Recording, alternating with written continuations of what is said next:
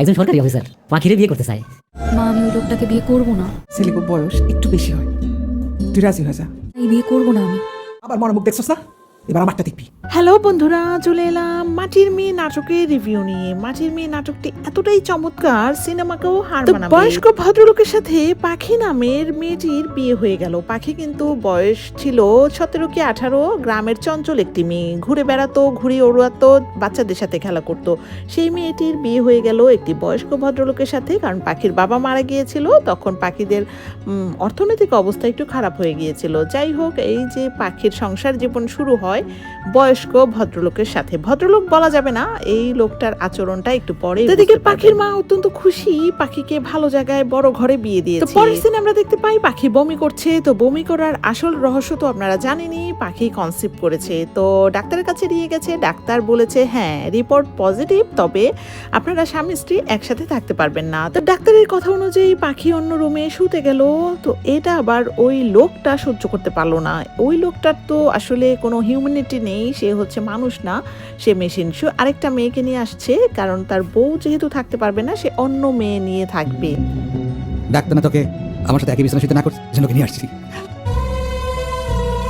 তো এই সিনটা দেখার পরে পাখি আর সহ্য করতে পারলো না, পাখি চলে গেল তার মায়ের কাছে, কারণ এই টাইপের লোকের সাথে তো আর যাই করা যাক সংসার করা যায় না। তো যাই হোক, ওই লোকটার সাথে পাখির ডিভোর্স হয়ে গেল। আর পাখির মা এদিকে গার্মেন্টসে চাকরি করে পাখিকে আর পাখির বাচ্চাকে কোনো রকমে লালন পালন করছে। এইভাবেই দিন কেটে গেল। পাখির মেয়ে পরিও বড় হয়ে গেল।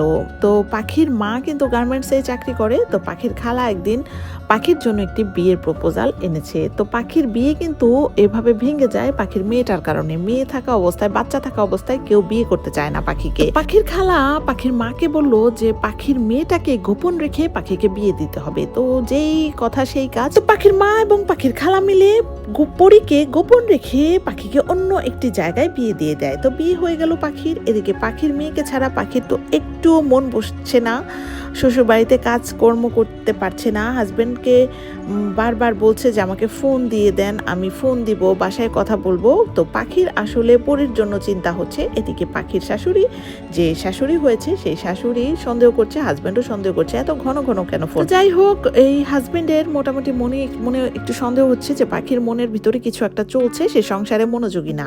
তো পাখি এদিকে ফোন নিয়ে থাকে জাস্ট একটু পরীর কণ্ঠটা শোনার জন্য, পরীর একটু চিৎকার শোনার জন্য, পরীর কথা শোনার জন্য। তো যেহেতু পরীকে টোটালি তারা গোপন রেখে বিয়ে দিয়েছে, পাখি কিন্তু বলতে পারছে না যে আমি আমার মেয়ের জন্য এমন করছি। কোনো কিছু দিক বিদিক না ভেবে পাখি একদিন সকালবেলা তার হাজবেন্ডকে না বলেই মায়ের বাসায় চলে গেল।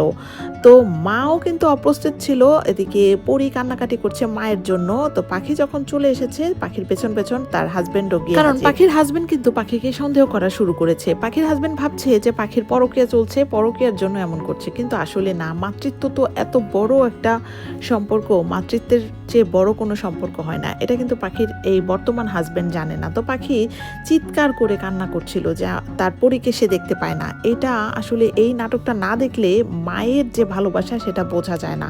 আপনারা ইউটিউব থেকে মাটির মেয়ে নাটকটি সার্চ দিয়ে দেখে নেবেন। অত্যন্ত সুন্দর, অত্যন্ত সুন্দর একটি নাটক। তো এদিকে পাখি সারা রাত ওয়েট করে কখন ভোর হবে, ভোর হলে তার মেয়েকে দেখতে সে যাবে।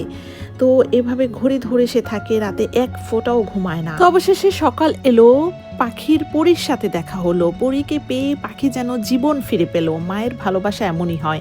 এই নাটকটির প্রতিটা মুহূর্তে মুহূর্তে এতটা কষ্ট লাগে দেখলে। তো যাই হোক, এরপরে পাখি বাসায় চলে আসে। বাসায় চলে এসে তার হাজবেন্ডকে বলে যে আমি যদি প্রতিদিন মায়ের সাথে দেখা করি আপনার কি কোনো সমস্যা আছে? তখন ওর হাজবেন্ড বলে ঠিক আছে, আমি তোমাকে দেখা করাবো, আমি দূরে দাঁড়িয়ে থাকবো, তুমি দেখা করবে। তখন পাখি আবার চুপসে যায়, কারণ ওর হাজবেন্ডকে তো নেওয়া যাবে না, কারণ ওর হাজবেন্ড তো জানেই না যে পাখির একটি পরী আছে। পরে আমরা দেখতে পাই পাখি মন মরা হয়ে বসে আছে। তখন ওর হাজবেন্ড এসে বলে যে তুমি একটু ড্রয়িং রুমে আসো।